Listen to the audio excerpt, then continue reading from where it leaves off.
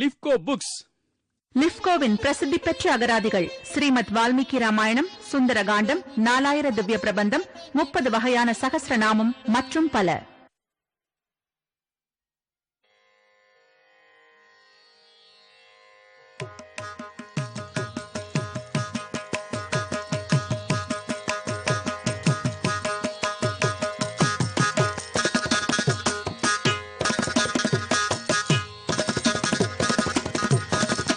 பல்லாண்டு பல்லாண்டு பல்லாயிரத்தாண்டு பல கோடி நூறாயிரம்.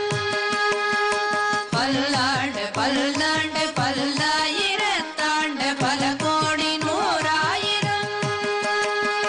மல்லாண்டு தின்கோள் மணிவண்ணாவும் செவ்வடி செவ்வி திருக்காப்பு.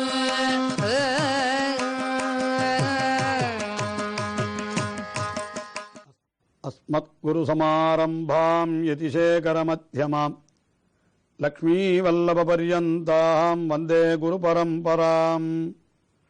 ஆழ்வார்கள் வாழி அருளிச் செயல் வாழி தாழ்வாதுமில் குறவர்தாம் வாழி. ஏழ்பாறுமுய்ய அவர்களுரைத்தவைகள் தாம் வாழி செய்யமறை தன்னுடனே சேர்ந்து.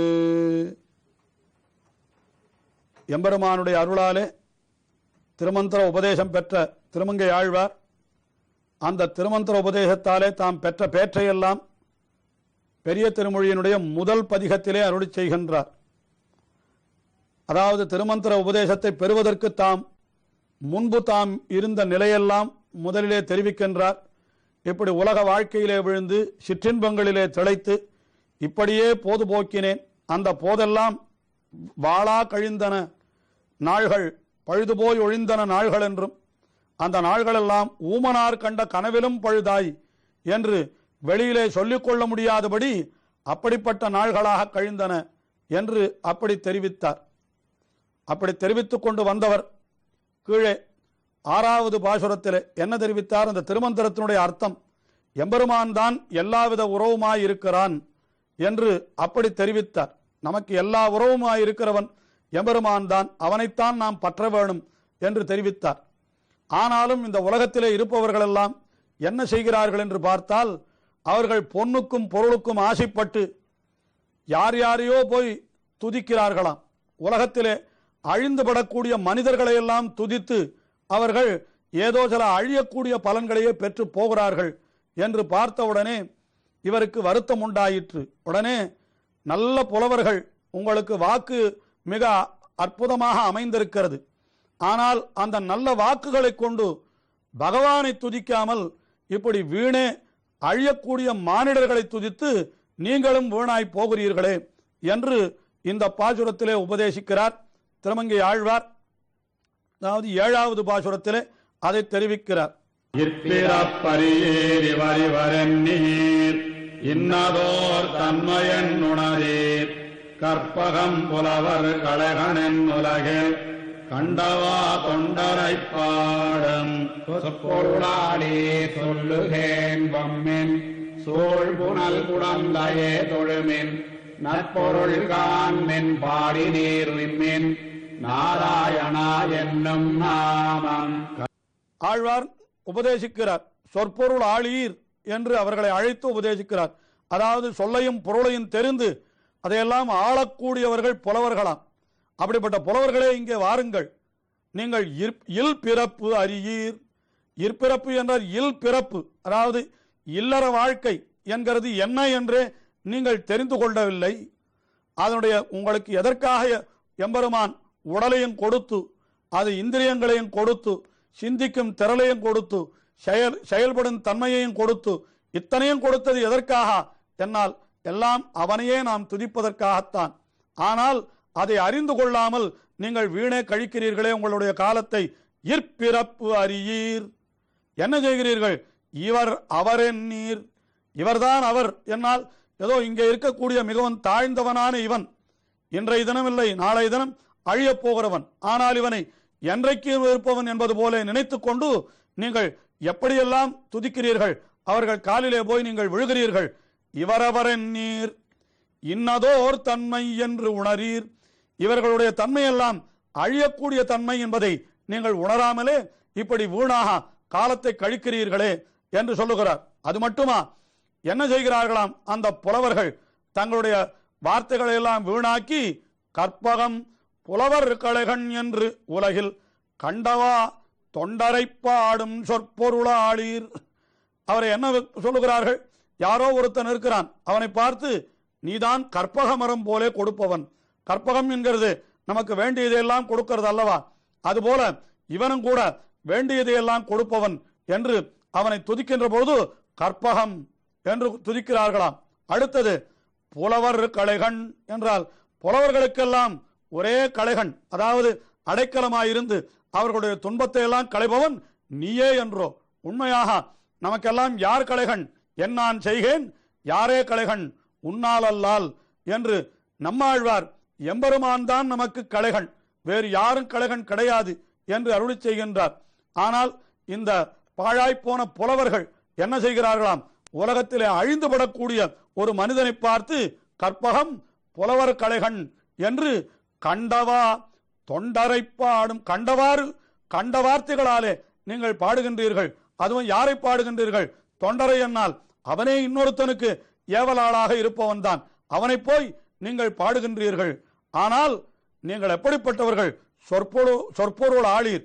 நல்ல சொற்களையும் அதற்கு உண்டான பொருள்களையும் அறிந்து அதை நன்றாக ஆள கத்தவர்கள். அப்படி ஆள கத்தவர்கள் இந்த பொருள்களை எல்லாம் வீணாக்கலாமா? நீங்கள் உங்களுக்கு சொல்லுகிறேன் வம்மின், உங்களுக்கு நான் சொல்லுகிறேன் வாருங்கள் என்றாராம் ஆழ்வார். உடனே என்ன செய்ய வேண்டும் என்று அவர்கள் கேட்க, சூழ்புனல் குடந்தையே தொழுமின். இந்த திருக்குடந்தையிலே எழுந்தருள் இருக்கிறானே, புனல் சூழ்ந்த குடந்தை, அந்த திருக்குடந்தையிலே எழுந்தருள் இருக்கிற எம்பெருமானை நீங்கள் தொழுதால் உங்களுக்கு நற்பொருள் காண்மின். அதுதான் உங்களுக்கு நல்ல காரியம், அது நல்ல செயல், அது உங்களுக்கு உயர்ந்த பேற்றை தரும். பாடினீர் உய்மின். அப்படி நீர் பாடினீரானால் உங்களுக்கு உயர்ந்த உய்வு உயர்ந்த பேரும் கிட்டும். ஆயினாலே என்ன செய்ய வேண்டும்? நாராயணா என்னும் நாமம். ஆஹா, அந்த குழந்தையை தொழ வேண்டும். நாராயணா என்னும் நாமம் பாடினீர் உய்மின் என்று இந்த 7வது பாசுரத்திலே தெரிவித்தவர் அடுத்த பாசுரத்திலே என்ன தெரிவிக்கிறார் என்னால், தாம் கீழ்கழிந்த நாள்களிலே எப்படி தாம் வீணே போக்கினோம் என்று தெரிவித்து மறுபடியும் என்ன, இப்பொழுது நல் துணையாக அந்த எம்பெருமானை பற்றிவிட்டேன் என்று தெரிவிக்கிறார். அது 8வது பாசுரம். கலைகளைம்போலன் கருதும் கருத்துளே திருத்தினேன் மனத்தை பெற்றிலேன் அதனால் பேதையேன் நன்மை பெருநிலத்தார் உயிர்க்கெல்லாம் செத்தமே வேண்டி திரிதறிவேன் தவிர்ந்தேன் செல்கதி குய்யுமாறெண்ணி நற்றுணையாக பத்தினேன் அடியேன் நாராயணா என்னும் நாமம். கீழ்கழிந்த நாள்களை நன்றாக விளக்கி சொல்லுகிறார். கற்றிலேன் கலைகள், நான் சாஸ்திரங்கள் ஒன்றையும் கற்கவே இல்லை. எப்படி இருந்தேன் என்றால், ஐம்புலன் கருதும் கருத்துளே மனத்தை திருத்தினேன். என்னுடைய 5 இந்திரியங்கள் எந்த விஷயத்திலே செல்ல வேண்டும் என்று ஆசைப்படுகிறதோ அந்த விஷயத்திலே என்னுடைய மனத்தையும் செலுத்தி விட்டேன். உண்மையாக மனத்தையெல்லாம் அடக்கி அதை எம்பெருமான் விஷயத்திலே செலுத்த வேண்டும் என்று வாரி சுருக்கி மதக்களில் 5னையும் சேரி திரியாமல் சென்னெறி என்றெல்லாம் ஆழ்வார்கள் அருளி செய்கிறார்களே, அப்படி யானை போல திரிகின்ற இந்த இந்திரியங்கள் அவற்றை அடக்கி எம்பெருமான் விஷயத்திலே நாம் செலுத்த வேண்டும். ஆனால் அது சாஸ்திரத்தை கற்றிருந்தாலன்றோ அந்த உண்மையை நான் தெரிந்து கொண்டிருப்பேன். நான் தான் கற்றிலேன் கலைகள், சாஸ்திரங்களை நான் கற்கவே இல்லை.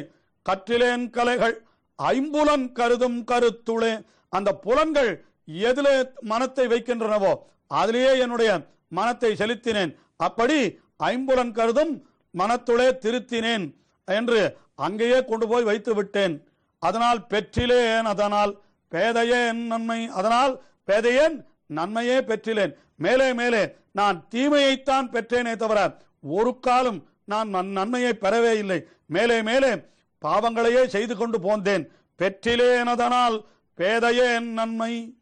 நான் இன்னும் என்ன செய்தேன்? பெருநிலத்து 6 உயிர்க்கெல்லாம் சற்றமே வேண்டி. உலகத்திலே இருப்பவர்கள் அத்தனை பேருக்கும் நான் விரோதியாகவே ஆகிவிட்டேன். அவர்கள் அத்தனை பேரையும் அடிப்பது, உருட்டுவது, மிரட்டுவது என்று இப்படியே என்னுடைய காலத்தை கழித்து விட்டேன் என்கிறார். பெருநிலம் என்றால் இந்த பரந்திருக்கிற பூமி, இதிலே ஆருயிர் என்றால் மிகவும் எம்பெருமானுக்கு உயர்ந்ததான அந்த ஆத்மாக்கள் பெருநிலத்து ஆர் உயிர்க்கெல்லாம் சற்றமே வேண்டி என்றால் இப்படியும் கொள்ளலாம். சரீரத்திற்காக நான் நன்மை தேடி சென்றபடியினாலே என்னுடைய ஆத்மாவுக்கு நான் நன்மையே தேடவில்லை, அதற்கு விரோதமான செயல்களையே நான் செய்துவிட்டேன் என்று பெருநிலத்தார் உயிர்க்கெல்லாம் சற்றமே வேண்டி என்ன செய்தேன்? திரிதருவேன். எல்லா இடத்திலும் நான் திரிந்து கொண்டிருந்தேன். ஆனால் எம்பெருமான் என்னை ஆட்கொள்ள திருவுள்ளம் பற்றினான். நான் அந்த எம்பெருமானை தேடிக்கொண்டு போகவில்லை, ஆனால் அந்த எம்பெருமான் நான் இருக்குமிடம் தேடி வந்தான். இது என்ன ஆச்சரியம்! அந்த வயலாளி மணவாளன் திருவாலி திருநகரிலே எழுந்தருள் இருக்கிற எம்பெருமான் எனக்காக ஒரு மணவாள பிள்ளையாக வந்து என்னை தடுத்து ஆட்கொண்டான். அப்படி அவன் ஆட்கொண்டபடியினாலே எனக்கு என்ன கிடைத்தது என்னால் தவிர்ந்தேன். இந்த நிலை எல்லாவற்றையும் சொன்னவர் ஒரே வார்த்தையிலே தெரிவித்து விட்டார். நான் தவிர்ந்தேன் என்கிறார். சற்றமே வேண்டி திரிதவிருவேன், தவிர்ந்தேன். இப்பொழுதோ செல்கதிக்கு உய்யுமாறு நான் செல்ல வேண்டிய கதி என்னால் நான் போக வேண்டிய மார்க்கம், அதற்கு உஜ்ஜீவனத்தை அடைய வேண்டிய மார்க்கம், அது பரமபதத்தை என்றோ அடைய வேண்டும். அப்படி சற்றமே வேண்டி திரிதவிவேன், தவிர்ந்தேன். செல்கதிக்கு உய்யுமாறு எண்ணி இப்பொழுது நான் என்ன செய்தேன் என்றால் நல் துணையாக பற்றினேன் அடியேன் என்று. நல்ல துணையாக நான் எதை பற்றினேன் என்றால் அந்த எம்பெருமானை பற்றினேன், அவனுடைய திருநாமத்தை பற்றினேன். நாராயணா என்னும் நாமம் நற்றுணையாக பற்றினேன் என்கிறார் திருமங்கை ஆழ்வார். சற்று முன்னர் இவரே 2ஆம் பாசுரத்திலே என்ன தெரிவித்தார் என்னால் ஆவியே அமுதே என நினைந்துருகி அவரவர் பனைமுலை துணையா என்று பெண்களை போய் நான் துணையாக கொண்டிருந்தேன். அதாவது வாரஸ்திரிகளை போய் அந்த தீய நடத்தையுள்ள பெண்களை போய் நான் துணையாக கொண்டிருந்தேன். ஆனால் இப்பொழுது அந்த எம்பெருமானை நல் துணையாக பற்றினேன். நல்ல துணை அவன்தான் நமக்கு வன் துணை என்று மேலே திருமங்கை ஆழ்வாரே அருளி செய்ய போகிறார் திருவல்லிக்கேணி பதிகத்திலே. ஆஹா, அப்படி நல் துணையாக பற்றினேன் அடியேன் நாராயணா என்னும் நாமம். இந்த நாராயணா என்கிற நாமத்தை நாம் உச்சரித்தோமானால் அதைவிட நமக்கு வேறு என்ன துணை இருக்கிறது? இது பெரிய திருமந்திரம், எல்லா பலன்களையும் கொடுக்கக்கூடியது. ஆகையினாலே அந்த திருமந்திரமாகிற ஒரு பெரிய மந்திரத்தை நாம் துணையாக பற்றினால் நமக்கு என்ன கிடைக்கும் என்றால் நல்ல உய்வு கிடைக்கும் என்பதைத்தான் இந்த பாசுரத்திலே நான் எப்படி இருந்த நான் எம்பெருமானுடைய அருளாலே எப்படி திருந்தினேன், எப்படி அந்த எம்பெருமானுடைய திருநாமத்தை பற்றி உய்ந்து போகிறேன் என்று இப்படி தெரிவிக்கிறார். இன்னும் அந்த திருமந்திரத்தினுடைய மிக உயர்ந்த பெருமையை தொடர்ந்து தெரிவிக்கிறார். அதை தொடர்ந்து அனுபவிப்போம். திருமங்கை ஆழ்வார் திருவடிகளே சரணம்.